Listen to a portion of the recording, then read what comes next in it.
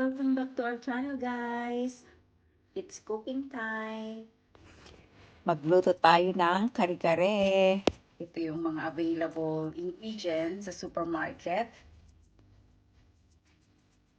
Eggplant. Ito pa, pechay. Pak choy. Ito sitaw. Garlic. Mix. Siyempre, ito ang ating sangkap kung wala pagkukom at pagkukom. Guys, pwede natin ating kare-kare. And beans. Diba? So, water para hindi siya mangitim. And ating pak choy. At ating oxtail. Papakuluan na natin ang oxtail. Lagyan natin siya ng konting salt and pepper. Yan. Lagyan yung kawali. Habang hinihintay natin lumambot si oxtail. Lagyan natin at i-blanch lang natin si ayan.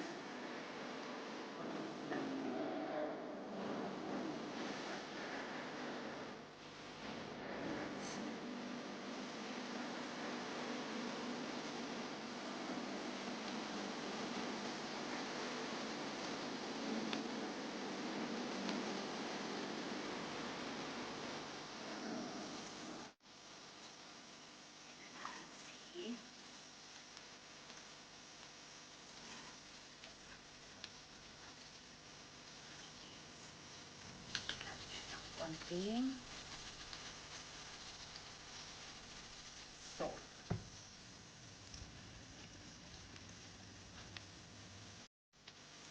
Atin lunch lang natin siya ng mga 3 minutes para crispy or crunchy pa rin siya.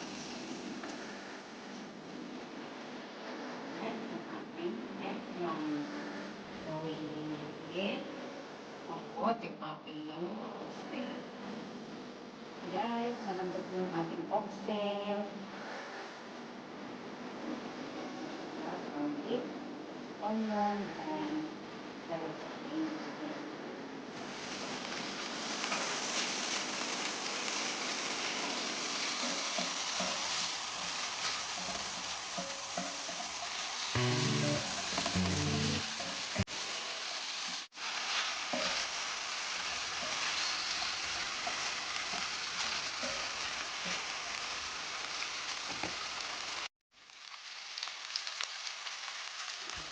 Kailangan natin siya mag-brown saglit since na lambot naman na siya. Bago natin ilalagay yung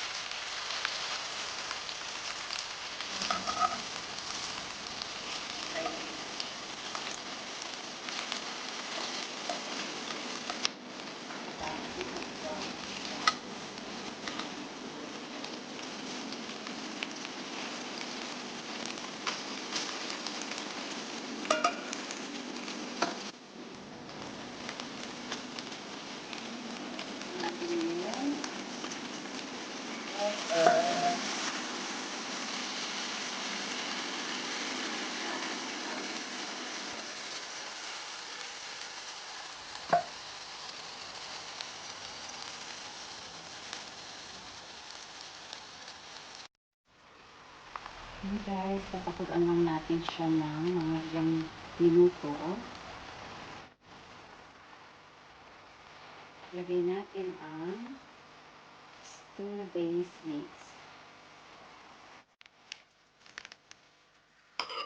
Ito na yung ating stew It's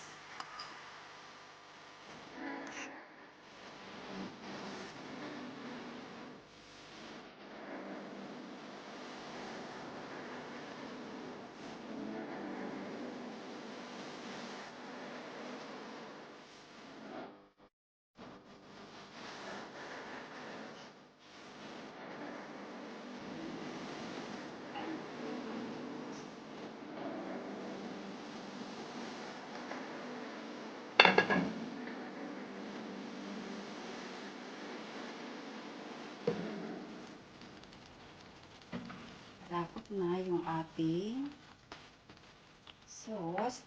So, lalagyan natin na siya ng peanut butter. Tapos, lalagyan ko siya ng konting crunchy na.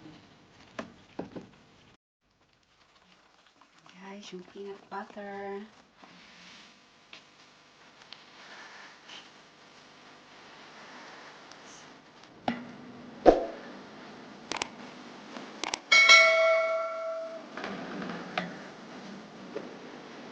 Guys, lalagyan na natin yung hot oil.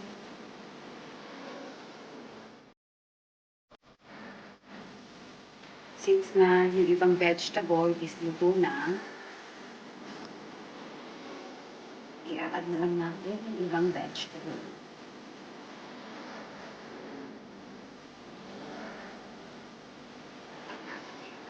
1 to 2 minutes.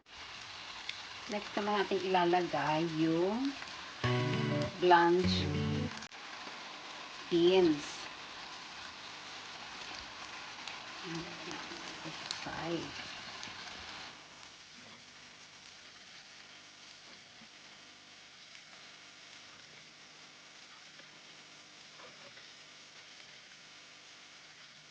Yung ating beans. Okay, palagyan na rin natin yung sa side yung ating eggplant. Since na-fry na natin. Okay.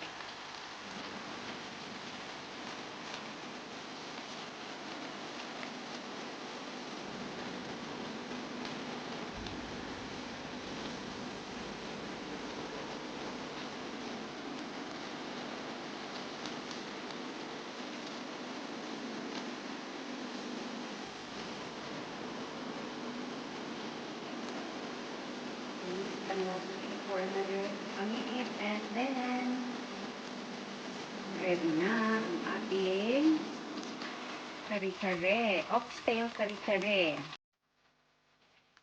Guys, luto na ang ating kare-kare.